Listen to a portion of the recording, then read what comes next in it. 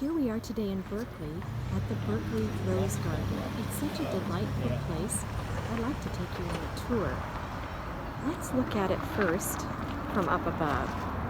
So as you can see, it's a beautiful terraced space with lots and lots of rows of rose bushes.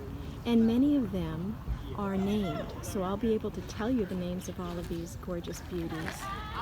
It's often a place where people, as you can see, take photos for proms and weddings and all kinds of fun things. So looks like somebody's taking pictures down there now.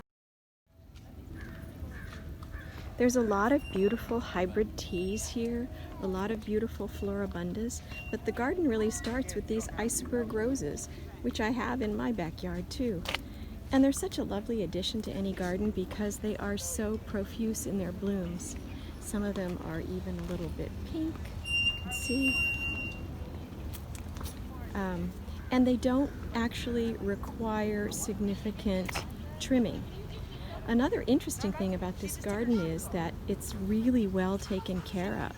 And so all of the very high-end roses have been pruned. So somebody's taking very good care of them. Let's take a look at a couple drift of roses. This is called Happy Go Lucky. There's so many of them and they look so happy.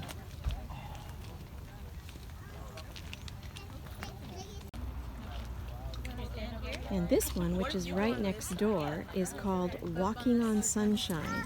It has enormous blooms. Look at these gorgeous, enormous blooms.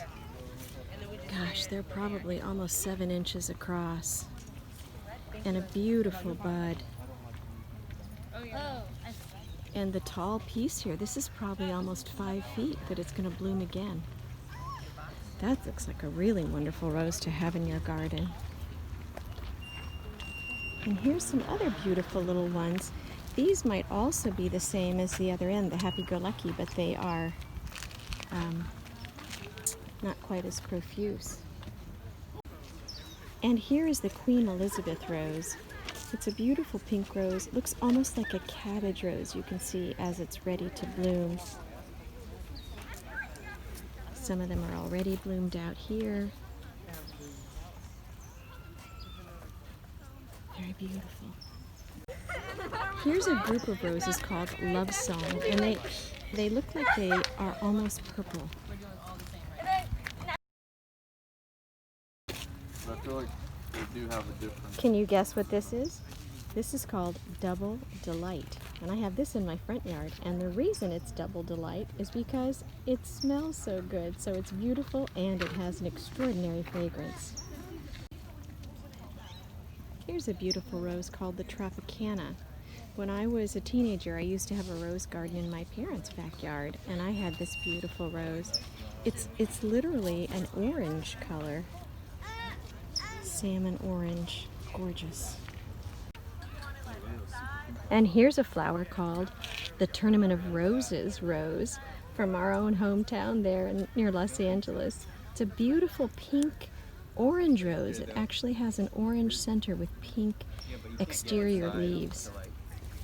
Really beautiful.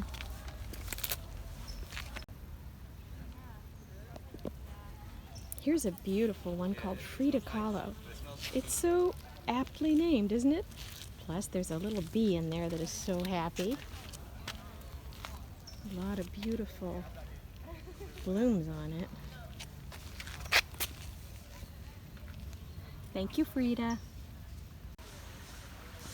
Here in the center of the rose garden, there's actually a beautiful little water feature, although at the moment I don't think there's any water in it.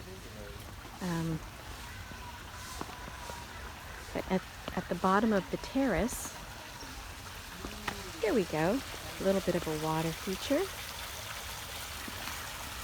Some lovely plants enjoying all the wet.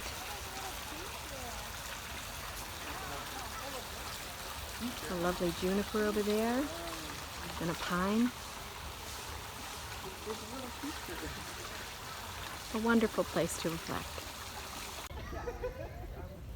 And we'll end here on this gorgeous profusion of blooms that looks exactly like a sunset, doesn't it? It has the yellow center with the sort of variegated pink-yellow external leaves, blooms. And this bloom actually looks all yellow. And over here we have one that's very, very yellow. So they actually change, you can tell, as they mature. The name of this flower is Love and Peace. I wish it for you.